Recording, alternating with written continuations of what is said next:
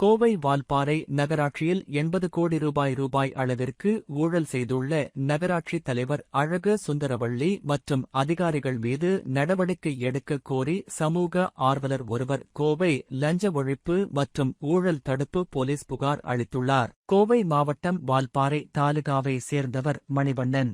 சமூக ஆர்வலர் இவர் கோவை கவுண்டம்பாளையம் பகுதியில் உள்ள தமிழ்நாடு லஞ்ச ஒழிப்பு மற்றும் ஊழல் தடுப்பு போலீசில் புகார் மனு ஒன்று அளித்துள்ளார். அதில் வால்பாறை நகராட்சியில் 80 கோடி ரூபாய் வரை முறைகேடு நடந்திருப்பதாக நகராட்சி நிர்வாக இயக்குநர் தலைமையில் நடந்த தணிக்கையின் மூலம் தெரியவந்துள்ளது.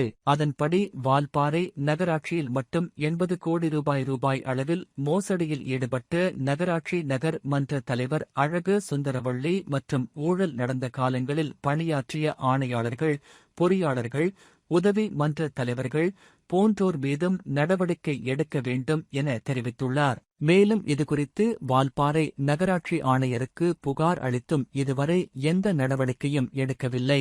எனவே 80 கோடி ரூபாய் வரை ஊழல் செய்த வால்பாறை நகராட்சி தலைவர் உள்ளிட்டோர் மீது முதல் தகவல் அறிக்கை பதிவு செய்து விசாரிக்க வேண்டும் என தெரிவித்தார்.